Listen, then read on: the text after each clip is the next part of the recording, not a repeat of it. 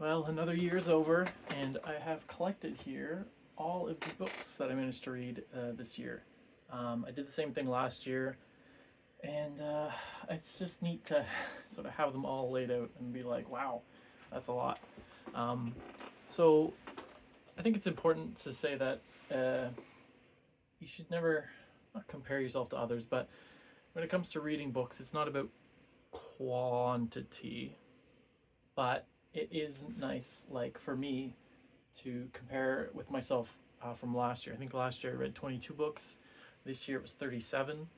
And page count wise as well, some of them are really small, short books, but page count as well. I think this is the most I've ever read in any year. I've been recording what I read for the past 8 years now, and this year has been the most, which makes me feel good. But again, it's reading books. If you can read one, if you can finish a book in a year, like that's pretty cool. Um, yeah, I feel good about this. I would like to diversify more. If you look at there's a lot of fantasy, a lot of science fiction. There is how many nonfiction do I have? Two nonfiction, I think. Three nonfiction. I can do better than that. So we'll see what next year brings. But for now, I just want to go through book by book. So remember, the whole reason I make these videos, not these videos, but my other videos, is to sort of remember what I read, remember what the plot is. So I haven't gone back and looked through everything. I'm just going to go through the books this year and try and remember what they were about, try and share my thoughts on them and sort of the basic premise. I'm not going to spoil anything like I do in my other books. I'm not going to go through the whole plot of them. I just want to look back at the year and sort of see if I can remember some books. And we're going to go from the start of the year all the way to the end of the year. And there are two books, well, technically three books that I don't have here with me. One was The Hexologists by Josiah Bancroft that a friend lent me. I liked that one. I remember liking it. It's like steampunk magic fantasy in a steampunk world. Sorry, there's a mosquito. It was the sort of the setup for a bigger series that I could tell there was a bigger mystery, but it was very well done. It was funny. It was fun. Yeah, The Hexologists. I did like that one. The other one was Brave New World, which I borrowed from someone, and it was strange. Yeah, I didn't not like it, but it wasn't like, wow, that was amazing. It was very strangely written, if I recall correctly, but an interesting concept and sort of maybe a product of its time, in that later books have sort of built on what it tried to do and have done it better, in my opinion, maybe. And the third one that I don't have here, I actually do have, it's on my shelf, is this, which I haven't made a video of. The Best Loved Poems of the American People. It's a collection of poetry, or an anthology of poetry, selected by Hazel Fellman, published in 1936. And this is just over the past 2 years I've been reading this, one poem every night. And I finished it this year, about a month or two ago. And it was interesting. So it was published in 1936, so it has a lot of classic poems in it, but it also has a lot of poems that I think have sort of not been forgotten, but a lot of poems that the sieve of time has have sort of passed us by. Poems that would have been popular in the 30s, but over the past 90 years, people have forgotten. And there's also a lot, because think of socially and politically what the world was like in the 1930s. There is a lot of stuff in there that is questionable, but there were some really good poems in there. Anyways, so that was that. Let's get on to the main course. So I started. Whoa, these are like a tippy pile. I started with All Systems Red by Martha Wells. Very short novella, book one, I think, of the Murderbot Diaries. I know it is. I enjoyed it. It was fun. Very short story. The ending was kind of funny and unexpected. And I would like to read more of these. So it's about this robot. Wait, is he a robot? I mean, he's called Murderbot, or they. I think it's a non-binary or agender robot who has like not social anxiety, but they like having a mask to cover their face, and yeah, we're just a really interesting character, and that's sort of all I remember about that one, Martha Wells. And then I finally read Scott Lynch's The Lies of Locke Lamora. Really cool world. So set in like I think Italy in the 16th or 17th century, following this group of thieves who are like the greatest thieves ever, and it's just it's a wonderful heist novel. The world is cool because there's magic, but not really magic, and I don't think there's gunpowder, but it's set in like an era when there would have been gunpowder if this was on Earth. I love a good heist novel, and this is a good heist novel. And what I loved about the main character, Locke Lamora, is he's a genius con man, and he's great with disguises and master of disguise and all that, but he's like an awful fighter. He's not a Mary Sue, like you get him in a sword fight, he's gonna lose, sort of thing. Although, that's all I'll say about that. So The Lies of Locke Lamora, a great one, which will come to the second book later. I have read the second book this year. Let's see if I can get through this without knocking this over. Third one, Summerland by Hannu Rajaniemi. If I'm mispronouncing that correctly. So the author, Hannu Rajaniemi. There's that mosquito again. I love his other books. The Quantum Thief trilogy, one of my all-time favorite series. One of the series that I've read the most. I keep reading it. It's so good. So when I saw that he has another book out, I jumped on that, and that is Summerland. So it's an interesting one. I didn't like it as much as the other series, but it was still a very unique world. It's set in an alternate universe in the 1930s, so it's kind of diesel punk, but like there is a sort of a spiritual, not spiritual, but there's like the ghost realm, or the spiritual realm exists and is populated and sort of colonized by the European empires, and sort of everything is run on like ectoplasm juice and like magical stuff. So a very weird world. And I did like it, but not as much as the Quantum Thief trilogy. Aha. Then we had Dominion, The Making of the Western Mind by Tom Holland, not the actor. This was a big one. So this was sort of about how, if I remember correctly, again, I'd have to go back to the video, how the modern world and sort of Western democracy and liberalism all has its ties in Christianity. And sort of our current morals and ethics are so deeply rooted in Christianity. And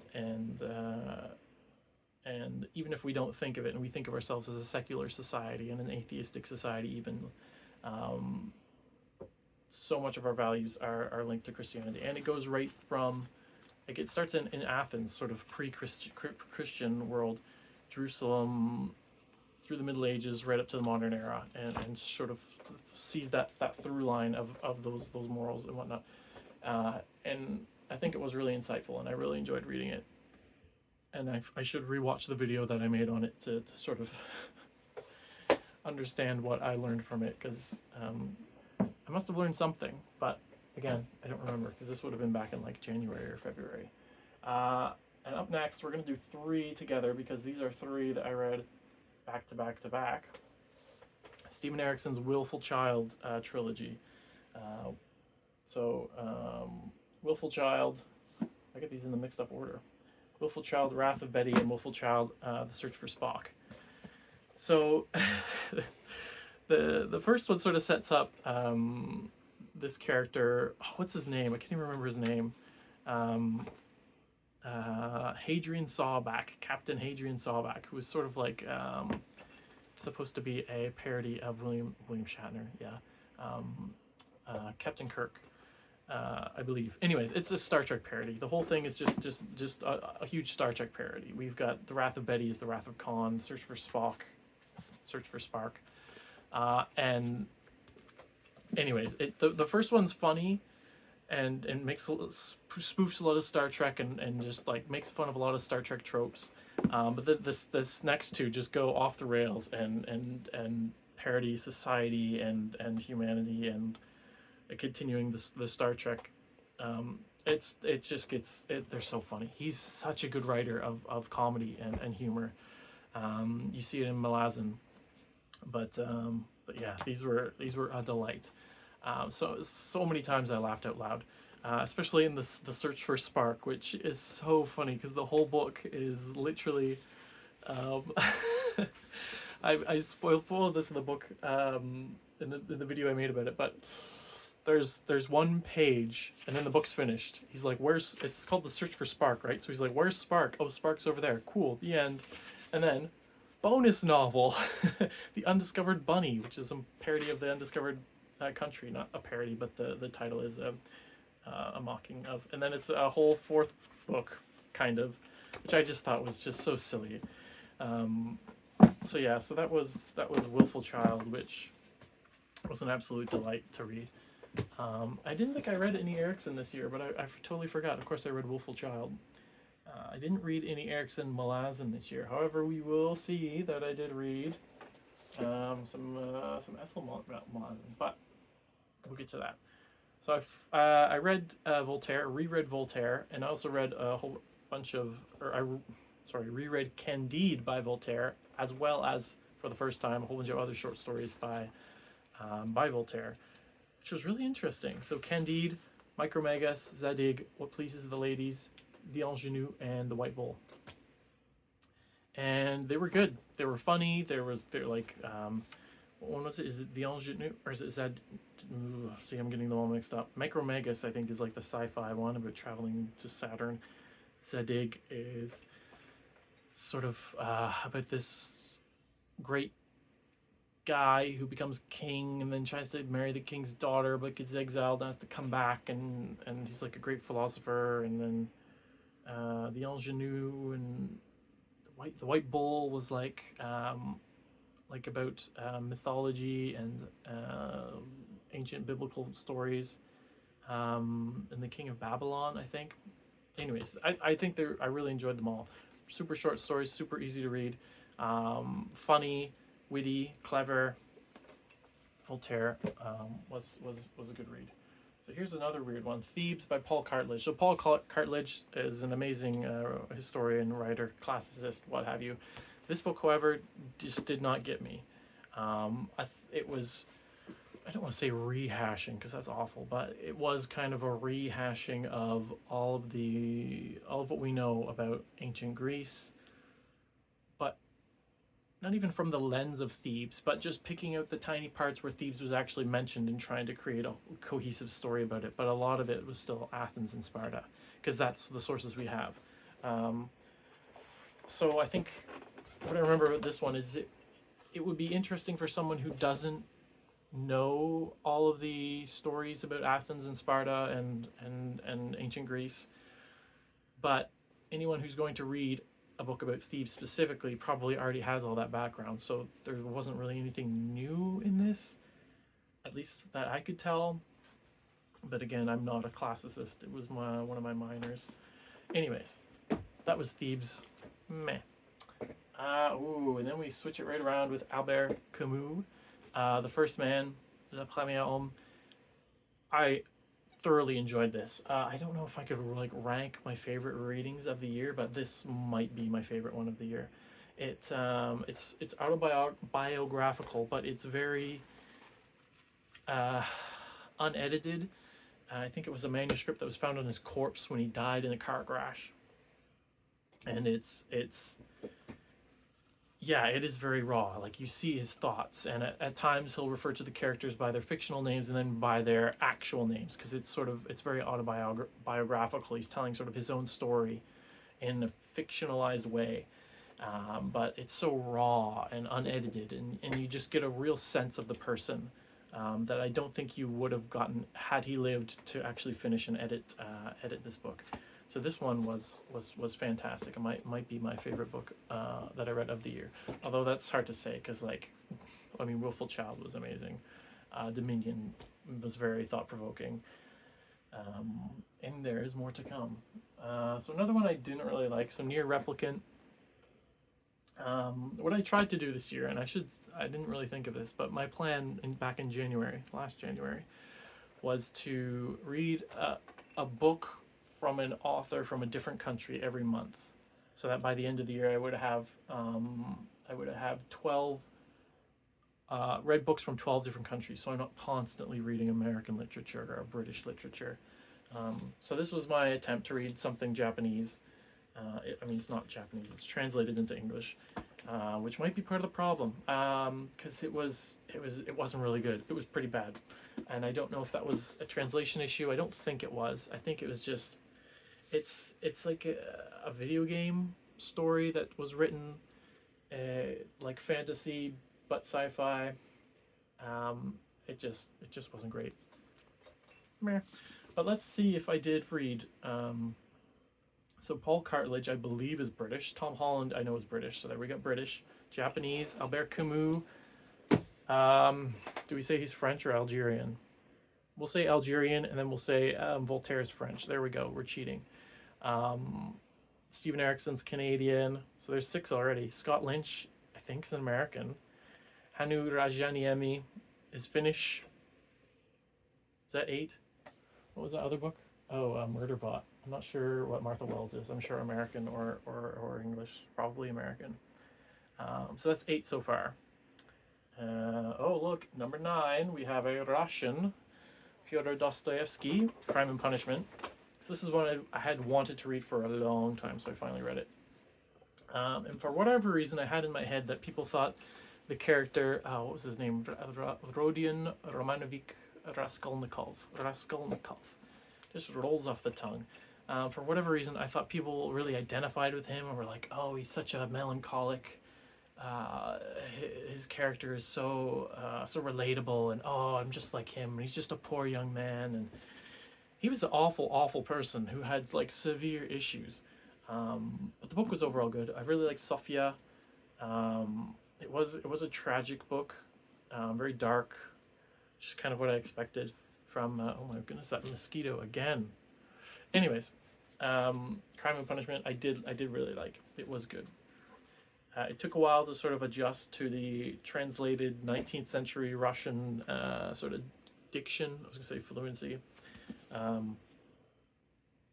writing style. But yeah, Crime and Punishment was certainly a good one. And then Arthur C. Clarke, sci-fi classic writer, The City and the Stars. I didn't think it was that great. It wasn't bad.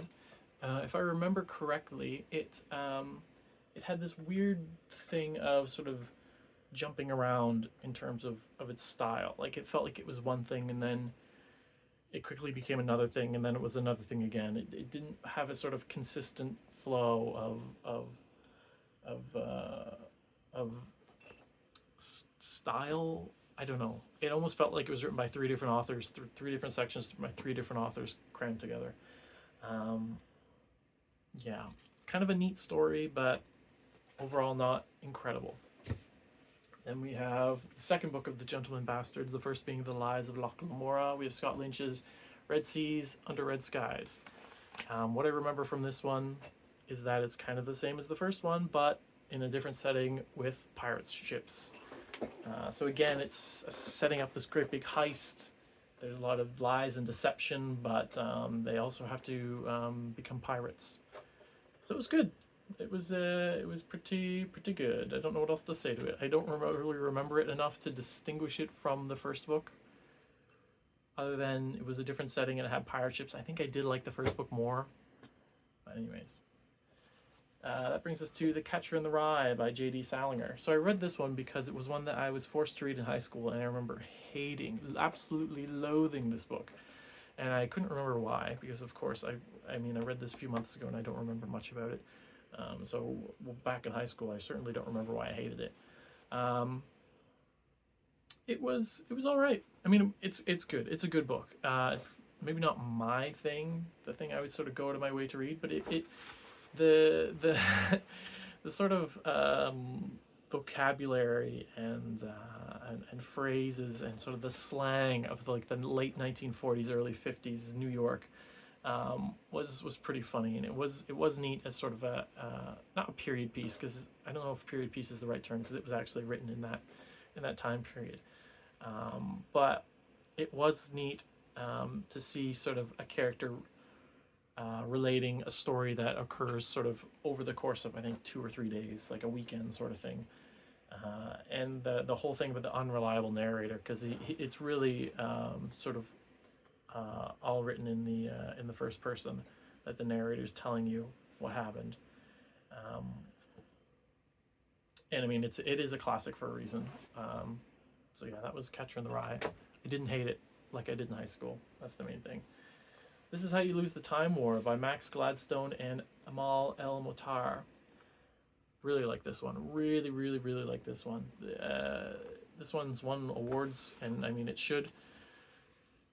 The prose is so purple, but who cares? It's beautiful. It's so poetic. The whole story is written by these two authors. They each take over one character, and they sort of write a chapter of that character's POV, followed by a letter written by the other character to the other character. Anyways, it's these two characters writing letters back and forth to each other, and they're both spies on opposite sides of this sort of chronological war throughout time. So they're time travelers, messing with timelines, adjusting timelines, and they're writing these letters to each other. And how they're writing these letters to each other, gets sort of crazy and convoluted to try and hide the letters from their superiors. And eventually they sort of fall in love, and even though it's time related, it all sort of connects at the end, and it's just poetic. See if I can just like find I don't know. As she steps sideways into the braid, a heap of ornaments shrivels, rusts, flakes, indistinguishable from the fine grit of the cavern floor. The seeker, followed after, distinguishes every grain. It's just, I don't know, I can't find a better example, but it's just. Red wraps herself more tightly in her coat, not to guard her flesh, she is barely cold, even in this death freeze, but to guard the small blue flame inside her. It's so beautiful. It's just a beautiful love story. And really cool sci-fi story, too. Speaking of sci-fi stories, we got Roger Zelazny's To Die in Itzalbar. So I've heard a lot about Zelazny, and I was excited to read this, especially when I found this like ancient copy of one of his books. Turns out this is probably the worst book he's ever written, and he acknowledges it. It's just bad. It again, much like Arthur C. Clarke, or maybe I'm conflating the two, but it seems to not have a focus in mind of what it is. It starts out as one thing and then changes to another thing and changes to another thing, and it's not that long. But it seems very convoluted and not really well thought out, and it's just, I mean, the premise is that there's a plague, that this one guy is sort of, this prophet-like guy is sort of bringing this plague to the universe, the galaxy, and I don't know, it was a bit of a miss, as they say. I'm making a real mess of all these books, tossing them over there. Then we go to Ian C. Esselmont's Novels of the Malazan Empire. So Knight of Knives, I think a lot of people complain about Esselmont and say, oh, he's not as good, or his first, they say his first two books aren't good. Stone Wheelers, when he sort of comes into his own as a writer. I disagree. I think they have just already read Erikson, and so they know enough about the Malazan world. I still hold that Knight of Knives is a great introduction to the Malazan world. It spells a lot more things out. The whole novel takes place over one night, and it sort of sets up the Book of the Fallen as well as the following novels, and I think it's a good entry point. Maybe it's not the best, but it's still, if you want to get into the world, I still think I would like to hear from someone who started with Knight of Knives. Yeah. I still like it. I mean, it's a Malazan book. I'm going to like it no matter what. I don't think there's a Malazan book I don't like. So I am biased. Then we have Return of the Crimson Guard, the second book by Ian C. Esselmont. This one's a big one. These are both rereads. I had read these previously, and I remember the first time I read this, I absolutely loved it. The sort of the ultimate scene with the convergence of all these characters that you've heard so much about coming together, and major political implications for the Malazan Empire and the other books. I think Return of the Crimson Guard is great. Again, I think it's good as an introduction to the series, much like Knight of Knives, but probably is one of Esselmont's weaker novels. But I still love it. I mean, it's Malazan. You have anything Malazan related, I'm going to be there for it. All right, we're into the stack 2. We're halfway there. Ugh, so halfway through the year. So then I went and read The Prefect by Alastair Reynolds. So Alastair Reynolds, my all-time favorite sci-fi series, sci-fi author. This one's at the height of the utopian Glitter Band, which is this society of 1,000 habitats orbiting this hub planet. Each of them is an individual city-state, sort of run on its own rules, but they all are part of this democratic anarchy, and they all can sort of subconsciously vote on every issue. And anyway, so this one, The Prefect, follows Prefect Dreyfus, who is sort of a cop, space cop, for Panoply, who is the sort of the space agency, the police agency for the Glitter Band. And so this is the original publication. He did re-release it under a different name. Aurora Rising is what it's now known as. And it was originally a standalone. It became book 1 of the Prefect Dreyfus Emergencies. It's a really good sort of space mystery set in the Revelation space universe, which if you've have read those by Alastair Reynolds, then you'll understand a lot of stuff. If you haven't, doesn't matter. This takes place before those, but it's just such a good mystery, such a good sort of cop drama. I love Alastair Reynolds. He is what Steven Erikson is to fantasy for me. Alastair Reynolds is to sci-fi. Not that Steven Erikson's not a great sci-fi writer, as we have seen with Willful Child and even Rejoice, but that is another thing entirely. So now we're going to go the First Law trilogy by Joe Abercrombie. So we have The Blade itself, Before They Are Hanged, and The Last Argument of Kings. These were great. At first, I was skeptical because it's set in such a typical fantasy world. Very tropey, this setting. You've got sort of the old wizard, the barbarian from the north, the assassin girl from the south, where it's like a desert. Oh my goodness, almost got them, mosquitoes. The sort of lordling, who's a great duelist, and he's a sort of like the young trope. Anyways, but as you get reading it, he sort of throws all the tropes out the window and utterly destroys them. And through the story, I'm not going to spoil the ending of the series, but I really liked it, and it was not what you expect at all. And just the characters are so funny and well written. It felt very Malazan to me, the characters. Malazan on a much smaller scale. So again, the world is so familiar that's easy to get into, and the characters are much less numerous than Malazan, but the way they're written, the way they act, was very reminiscent of Malazan to me. Now we get into Area X by Jeff Vandermeer, the Annihilation, Authority, and Acceptance trilogy. Weird fiction. So these ones were definitely very weird. So I had seen the movie, but I don't think I have Annihilation on its own. This is the 3-book-in-1 trilogy book. They were really good. They're very different though. Weird fiction. It's sort of a horror, mystery, sci-fi, but a lot of the time you don't know what's going on. The first one follows these POV. It's very POV of this one character going into Area X, this sort of area that's been cordoned off by the military because something weird's going on in there. and we sort of see her POV, and then it just sort of ends. The second book is a follow-up of that, but we have the POV of a character sort of running Area X from the outside, and we see him trying to deal with what's happening.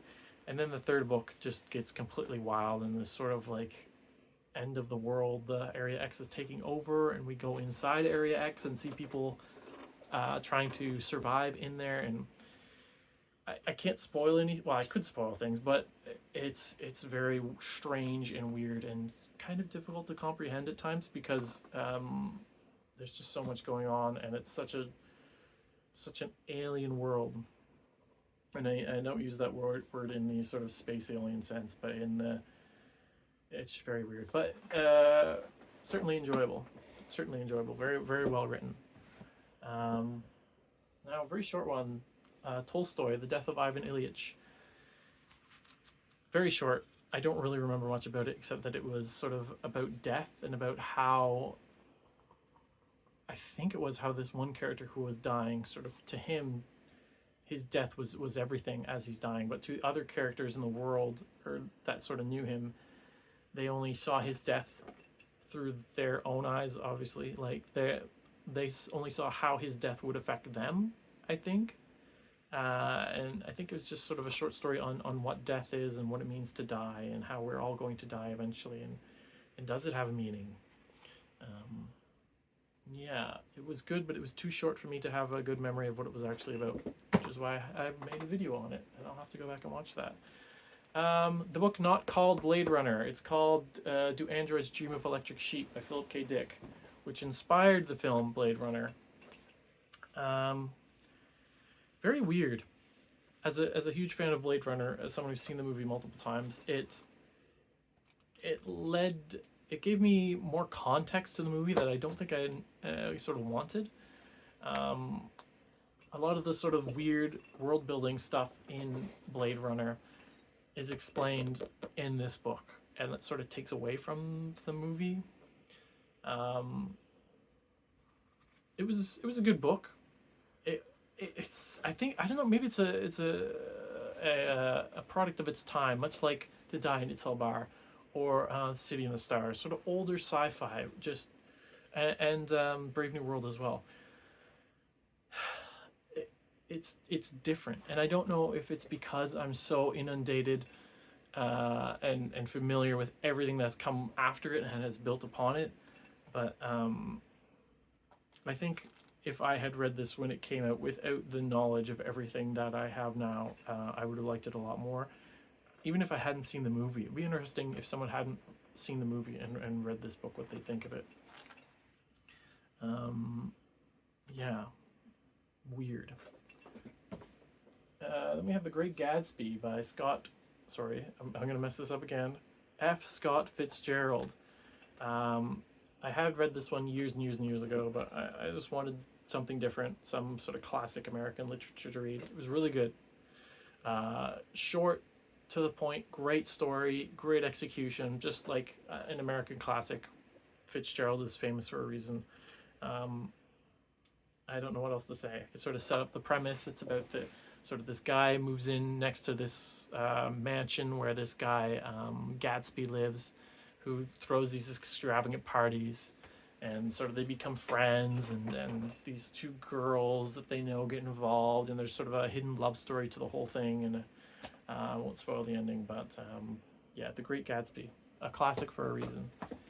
We're going to do these two back to back. So I've just, not last year, sorry, not in 2024, at the end of 2023, I had reread The Three Body Problem, which led into The Dark Forest and Death's End, the two follow-ups to The Three Body Problem, wrapping up that trilogy. And they get longer and longer. These are some long books. The Dark Forest, I think, was the better of the two, and I think a lot of other people say that. To me, it blows my mind that, like, I knew of the Dark Forest theory, sort of the solution for the Fermi paradox, before I read this book, but apparently where it gets its name is from this book. And I think this is better than The Three Body Problem. It sort of expands does a lot of what sci-fi does, where the three body problem, we have sort of a very localized issue. This sort of blows it to a galactic scale, and then this blows it to a universal scale. Um, Death's End had a very interesting um, end to it, end to the series. But how do you wrap up a major sci-fi series without going full wacky end of the universe um, shenanigans? Um, Definitely both of them are worth a read though. Really really good sci-fi. Oh, I totally forgot. We were at 8. We had Russian. These are of course from a Chinese author. So there's 9 or 10. Are we at 10 now? What else did I read? Alistair Reynolds is Welsh. Can we count that as different than British? Let's say English and Welsh. So that's 11. Anyways, I'm getting off track. I'm trying to see how many different countries of origin, um, yeah, the books I read were from. Dark Forest and Death's End. Do highly recommend. Uh, Really great modern sci-fi. Um, they are weird in that because they are written in Chinese and translated into English. There's a lot of, I think, maybe I'm just totally ignorant. Why I'm totally ignorant, but I think there's a lot of cultural things and a lot of linguistic things that are difficult to translate or don't translate as well, either literally or sort of in between the lines. What's the word? I can't think of the word. Um, yeah, strange that this one was translated by the same guy as the first one, whereas this one was translated by a second guy. And I think the translation was better by this other guy, although I do think the second book was better.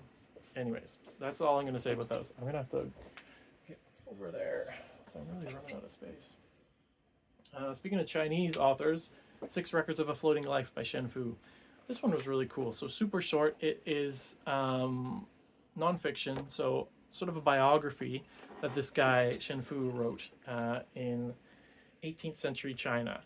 And not an aristocrat or a major bureaucrat, just sort of not like a farmer peasant either, obviously, because he's literate, but just sort of an average middling sort guy in 18th century China. And he writes these 6 records, of which we only have 4 that are extant.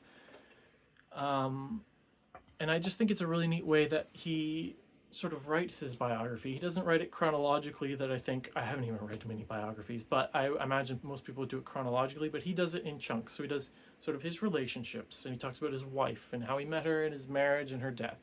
And he talks about his family and his kids, and he talks about his education, and then he talks about his work, and sort of follows each of those threads chronologically. Those 6 records of a floating life. And yeah, just a really neat glimpse into 18th century China.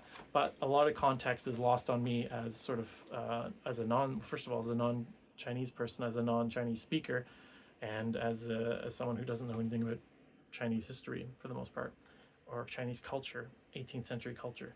So, but still, really really cool book. And then we have, back to Ian C.S. Lamont, we have Stonewielder, his 3rd novel. And this is the one where people say he gets good.